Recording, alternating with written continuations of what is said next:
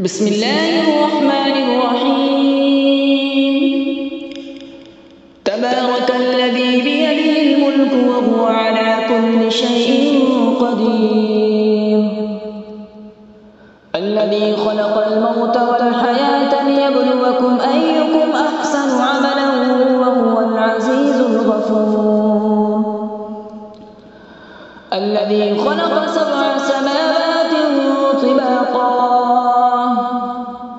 ما ترى في خلق الرحمن من تفاوت فارجع البصر هل ترى من فطور ثم ارجع البصر كرتين ينقلب إليك البصر خاسئا وهو حسير. ولقد زينا السماء الدنيا بمصابيح وجعلناها رجوما للشياطين وأعتدنا لهم عذاب السعير. وللذين كفروا بربهم عذاب جهنم وبئس المصير. إذا ألقوا فيها سمعوا لها شهيقا وهي تفور تكاد تميز من الغيظ كلما ألقي فيها فوج سألهم خزنتها ألم يأتكم نذير قالوا بلى قد جاءنا نذير فكذبنا وقلنا ما نزل الله من شيء إن أنتم إلا في ضلال كبير. وقالوا لو كنا نسمع أو نعقل ما كنا في أصحاب السعير. فاعترفوا بذنبهم فسحقا لأصحاب السعير.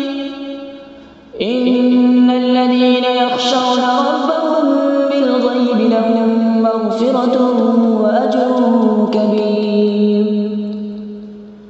وأسروا قولكم أو اجهروا به إنه عليم بذات الصدور.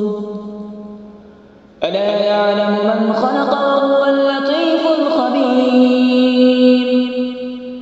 هو الذي جعل لكم الأرض ذلولا فامشوا في مناكبها وكلوا من رزقه وإليه النشور. أأمنتم من في السماء أن يخسف بكم الأرض فإذا هي تمور أم أمنتم من في السماء أن يرسل عليكم حاصبا فستعلمون كيف نذير.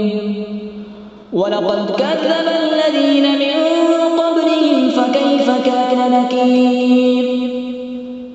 أولم يروا إلى الطير فوقهم صافات ويقبضن ما يمسكهن إلا الرحمن إنه بكل شيء بصير. أمن هذا الذي هو جند لكم ينصركم من دون الرحمن إن الكافرون إلا في غرور. أمن هذا الذي يرزقكم إن أمسك رزقه بل لجوا في عتو ونفور. أفمن يمشي مكبا على وجهه أهدى أمن يمشي سويا على صراط مستقيم. قل هو الذي أنشأكم وجعل لكم السمع والأبصار والأفئدة قليلا ما تشكرون.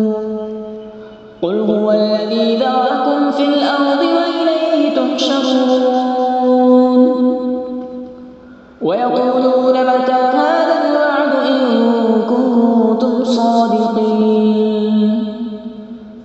قل إنما العلم عند الله وإنما أنا نذير مبين.